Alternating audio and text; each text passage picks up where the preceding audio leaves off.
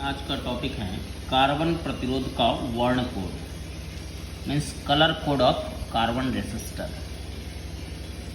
जैसे कोई कार्बन प्रतिरोध है, उसका अगर रेसिस्टेंस हमको निकालना है तो इस तरीक़ा से आपको कार्बन रेसिस्टर दिया रहता है, जिसमें 4 अलग अलग कलर, जनरली 4 होता है, 3 भी होता है, इसमें का बैंड बना होता है जिसका कलर डिफरेंट होता है। और इस कलर को जानकर हमको इसका रेसिस्टेंस का वैल्यू निकालना रहता है। और वो रेसिस्टेंस निकालने के लिए हर एक कलर का एक अपना एक कोड होता है, जो कोड याद रखना पड़ता है। अगर आपको कोड पता है तो इस कलर को देख के आप कोड रेसिस्टेंस का वैल्यू निकाल सकते हैं। 4 कोड है इसमें, B1, B2, B3 और B4, जिसमें से B1 पहला कोड पहला अंक को बताएगा, B2 दूसरा अंक को, रेसिस्टेंस जो प्रतिरोध होगा उसके मान का पहला अंक होगा B1, दूसरा अंक होगा B2, ये होता है 10 का घात, B3 जो होता है वो 10 का घात होता है, और B4 चौथा जो बैंड होता है वो त्रुटि सीमा बताता है, इसमें कितना या टॉलरेंस इसको बोलते हैं कि वो बताता है। कौन कौन कलर का यूज़ होता है वहाँ यहाँ एक चार्ट बना हुआ है। 4 बैंड होगा, B1, B2, B3, B4, चौथा रह भी सकता है और नहीं भी हो सकता, 3 कंपलसरी है। तो अगर हम लोग इसका वैल्यू देखना है, निकालना है, तो सबसे पहले इसका एक कलर चार्ट देखेंगे कि किस कलर का कोड कितना होता है। Black, brown, red, orange, yellow, green, blue, violet, grey, white, gold, silver, no colour. अगर नो कलर है मीन्स चौथा बैंड नहीं है। इसका कोड होता है, ब्लैक से देखेंगे वाइट तक तो 9 होता है, लगातार अंक होता है B1 का कोड, 0, 1, 2, 3, 4, 5, 6, 7, 8, 9। B2 भी सेम है, 0, 1, 2, 3, 4, 5, 6, 7, 8, 9। B3 है 10 के पावर 0, 10 के पावर 1, 10 के पावर 2, 10 के पावर 3, 10 के पावर 4, 10 के पावर 6, 5, 10 के पावर 6, 10 के पावर 7, 10 के पावर 8, 10 के पावर 9। और ये गोल्ड, सिल्वर या नो कलर जो है ये केवल चौथा बैंड में यूज़ होता है। गोल्ड का मीन्स होता है ±5%, सिल्वर रहेगा तो ±10%, नो कलर मीन्स चौथा बैंड अगर नहीं है तो त्रुटि सीमा होगा ±20%, नहीं रहने पर ±20%। तो ये कोड है, इस कोड को जान के हम लोग रेसिस्टेंस प्रतिरोध का वैल्यू निकालते हैं। एग्जाम्पल हम इसको समझते हैं कि अगर सपोज कीजिए किसी कार्बन प्रतिरोध का पहला बैंड B1 जो है वो है ऑरेंज कलर का, B1 ऑरेंज है, B2 ग्रीन है, B3 रेड है, B4 सिल्वर है, ये आपको गिवन होगा। तो 4 कलर आपको दे दिया चारों बैंड का। अब आपको बताना है कि इसका वैल्यू क्या होगा, रेसिस्टेंस का, प्रतिरोध का वैल्यू। तो ऑरेंज का कोड क्या है वो देखना है, 3 है, तो यहाँ 3 लिखेंगे पहला अंक। सेकेंड जो है ग्रीन है, ग्रीन क्या हो गया 5, 35 हो गया, N2 ये 10 का घात कहलाता है B3। B3 कौन सा कलर है, रेड, रेड का कोड क्या है 2, तो 10 टू द पावर 2। और त्रुटि सीमा है सिल्वर, सिल्वर का क्या है यहाँ पर देखेंगे ±10%, इसमें ±10% ऐड कर देंगे, 10% इससे ज़्यादा भी हो सकता है, कम भी हो सकता है, प्रतिरोध का मात्रा क्या होता है। तो इस तरीक़ा से अगर आपको कोड पता है तो आप कलर से प्रतिरोध निकाल सकते हैं। सेकेंड एग्जाम्पल देखते हैं, B1 है ब्लू, B2 है वायलेट, B3 है येलो, तो B4 है नहीं इसमें, मतलब नो कलर है, 3 ही बैंड है। तो ब्लू का कोड क्या है, ब्लू का कोड है 6, B2 वायलेट है, वायलेट का कोड क्या है 7, तो ये हो गया 67। N2 10 पर पावर होगा B3, येलो है, येलो का कोड देखेंगे तो ये कितना 10 टू पावर 4। और प्लस माइनस चौथा बैंड नहीं है, नहीं होने का मतलब नो कलर, मतलब ±20%। अगर चौथा बैंड नहीं होगा तो ±20% ये ओम हो जाएगा। और इस कलर को याद करने का एक ट्रिक है कि हम लोग एक सेंटेंस याद रखते हैं, इसको प्रैक्टिस करेंगे तो कलर इजली याद रह जाता है कि B B Roy of Great Britain has very good wife wearing gold silver necklace. इसमें B और क्या हो गया ब्लैक, B से सेकेंड B जो है वो ब्राउन, R से रेड, O से ऑरेंज, Y से येलो, G से ग्रीन, B से ब्लू हो गया, V से वायलेट, G से ग्रे, W से वाइट और गोल्ड, सिल्वर, N से नो कलर। इस तरीक़ा से ये सेंटेंस से हम लोग प्रैक्टिस कर लेते हैं तो कोड याद रह जाता है। और अगर आपको कोड पता है तो 4 कलर या 3 कलर दिया हुआ रहेगा तो आप रेसिस्टेंस निकाल सकते हैं। तो प्रतिरोध निकालने का ये कहलाता है कार्बन प्रतिरोध का वर्ण कोड, कलर कोड। कोड आप अगर आपको मालूम है और कलर बता दिया जाएगा एग्जाम में या क्वेश्चन पूछा जाता है, कलर बताया जाता है, तो आप प्रतिरोध का मान निकाल सकते हैं। इसके बाद एक विद्युत धारा का उष्मीय प्रभाव, हीटिंग इफेक्ट ऑफ करंट, जिसको हम लोग जूल के नियम से भी जानते हैं, जूल्स लॉ। एक सर्किट बनाया है जिसका रेजिस्टेंस R है, ये बिंदु ए है, ये बिंदु बी, ए का विभव है वी ए, बिंदु बी का विभव है वी बी, ये उच्च विभव है तो वी ए उच्च विभव पर होगा, वी बी निम्न विभव पर। सपोज करो परिपथ से टी समय में क्यू आवेश का प्रभाव हो रहा है, तो हम लोग जानते हैं आई बराबर क्या होता है, क्यू बाई टी, आवेश बटा समय। तो क्यू बराबर हम लोग क्या लिख सकते हैं, I T, Q is equal to I T, इसको समीकरण 1 मान लिया। अगर बिंदु ए पर आवेश क्यू की ऊर्जा पूछेगा तो क्यू इंटू वी ए, क्यों, क्यू बराबर क्यू भी पढ़े हुए हम लोग विद्युत स्थिर ऊर्जा चैप्टर में। तो यू ए बराबर ऊर्जा जो होगा ए पर Q into V A, same तरीका से जब वही आवेश बी पर पहुंचेगा तो आवेश की ऊर्जा बी पर क्यू इंटू वी बी। अब चूंकि ये बड़ा वाला पार्ट से लगा हुआ ये उच्च विभव है, ये छोटा वाला पार्ट निम्न विभव, तो वी ए ज्यादा होगा वी बी से, तो हम ये कह सकते हैं कि अगर वी ए ज्यादा है वी बी से तो यू ए ज्यादा होगा यू बी से। तो जब आवेश क्यू यहाँ था तो उसकी ऊर्जा ज्यादा थी, जब आवेश क्यू यहाँ पहुंचा प्रतिरोध को क्रॉस किया तो उसकी ऊर्जा कम हो गई। तो ऊर्जा में 6 पूछेगा तो यहाँ की ऊर्जा में से यहाँ का ऊर्जा को क्या करना पड़ेगा, माइनस करना पड़ेगा। मान लो 10 जूल था यहाँ आवेश में ऊर्जा, यहाँ 8 जूल हो गया, तो कहेगा 6 कितना होगा, 10 माइनस 8, 2 जूल निकाल सकते हैं, तो U A minus U B. और जो ऊर्जा में 6 होता है वही उष्मा ऊर्जा में परिवर्तित हो जाता है। तो उष्मा ऊर्जा बराबर हो जाएगा यू ए की जगह क्यू भी ए, यू बी की जगह क्या पुट कर देंगे, क्यू भी बी, क्यू कॉमन आ जाएगा V A minus V B, तो क्यू इंटू ओम्स लॉ से V A minus V B की जगह क्या रख सकते हैं, आई आर, वी बराबर आई आर पढ़े हम लोग, क्यू इंटू आई आर। अब Q इज इक्वल टू समीकरण 1 में क्या निकाला है, आई टी, तो Q का वैल्यू आई टी पुट करेंगे और ये हो गया आई आर, तो रिजल्ट आएगा आई स्क्वायर आर टी। तो उष्मा ऊर्जा जो किसी प्रतिरोध में उत्पन्न होता है विद्युत परिपथ में, उसका फॉर्मूला होता है आई स्क्वायर आर टी, और इसी को अगर सिंगल सिंगल हम लोग बोलते हैं तो वही जूल का नियम कहलाता है। H बराबर आई स्क्वायर आर टी, एच उष्मा ऊर्जा कहलाता है, आई स्क्वायर आर टी, आई विद्युत धारा, आर प्रतिरोध, टी क्या है, समय। तो जूल का नियम इसी से हम लोग लिखते हैं कि जो उष्मा ऊर्जा होता है जूल के नियम के अनुसार आई स्क्वायर के सीधे समानुपाती होता है, और समानुपाती या व्युत्क्रमानुपाती बोलते वक्त बाकी टर्म को कांस्टेंट रखा जाता है। तो H समानुपाती आई स्क्वायर लिखेंगे तो R और T क्या रहेगा, कांस्टेंट। दूसरा H समानुपाती R लिखते हैं अगर हम लोग डायरेक्टली प्रोपोर्शनल टू प्रतिरोध रेजिस्टेंस, तो ये हो जाएगा क्या, I और T को क्या रखना पड़ेगा, कांस्टेंट।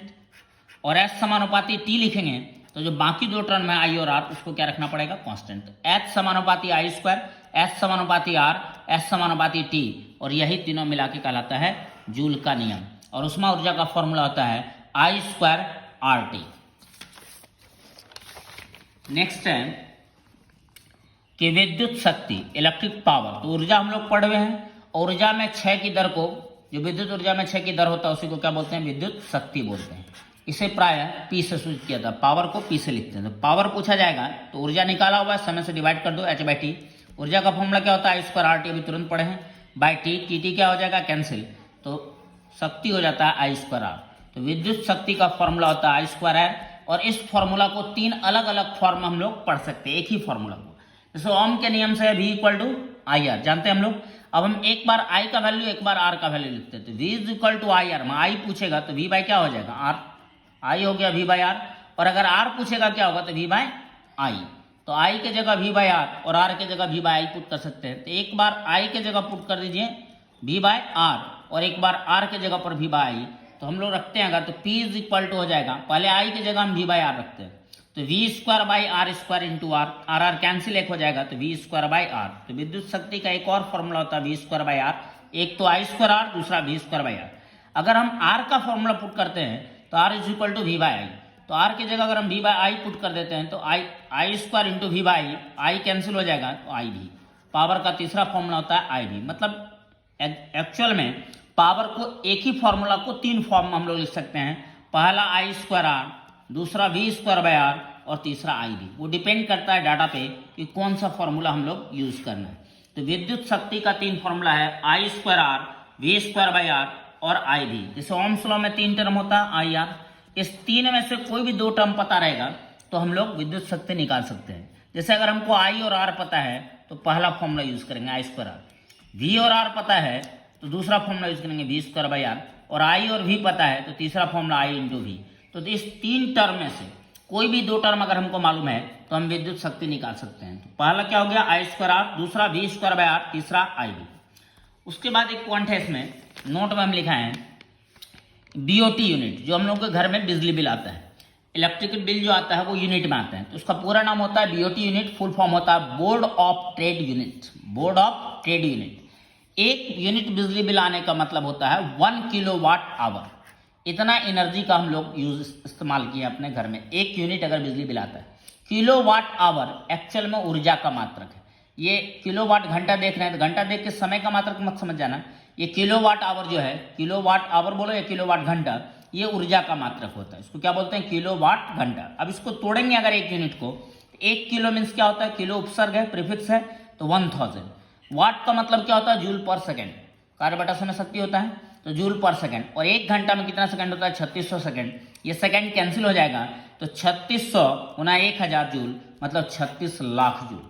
तो जब हम अपने घर में 36 लाख जूल ऊर्जा का इस्तेमाल करते हैं तो बिजली बिल आता है 1 यूनिट। तो 1 यूनिट मतलब 1 किलोवाट घंटा, और 1 किलोवाट घंटा 36 लाख जूल, उसको लिख सकते हैं 3.6 गुना 10 के पावर 6 जूल। 3.6 गुना 10 के पावर 6 जूल। और किलोवाट घंटा याद रखना ऊर्जा का मात्रक होता है, समय का मात्रक नहीं होता है, बल्कि किसका मात्रक होता है? ऊर्जा का। तो 1 किलोवाट घंटा वही 1 यूनिट कहलाता है, और 1 यूनिट का मतलब हो गया 36 लाख जूल। और 36 लाख जूल को हम लोग लिख सकते हैं 3.6 गुना 10 के पावर 6 जूल। तो जो विद्युत धारा का उसमें प्रभाव है, उसमें 3 इफेक्ट और है जो शॉर्ट क्वेश्चन में आता है।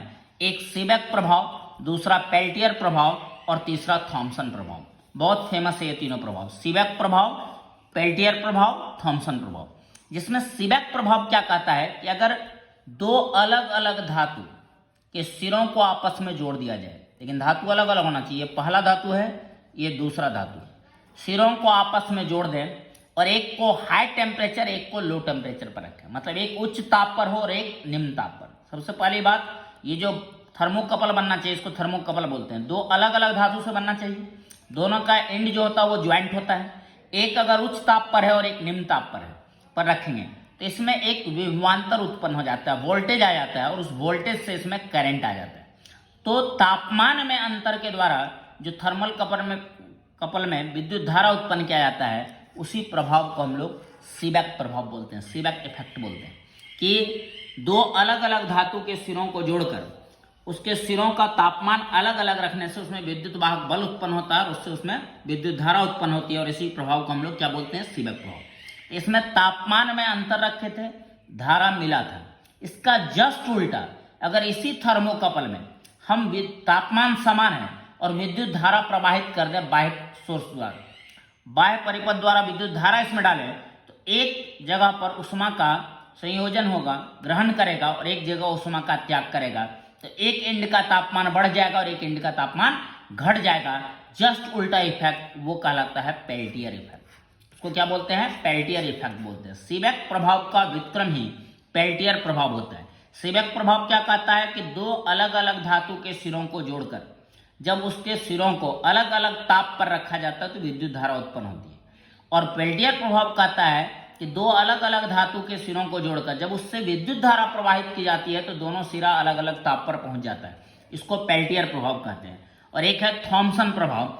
थॉमसन प्रभाव क्या होता है कि अगर कोई धातु आपके पास चालक है जिसका तापमान अलग अलग जगह पर क्या है? अलग अलग है, और इसको हम अगर इससे विद्युत धारा प्रवाहित कर दें, पहले से इसका तापमान अलग अलग है, T1, T2, T3, तो इसमें ऊर्जा तो उत्पन्न होगा एक जूल के नियम से I²RT।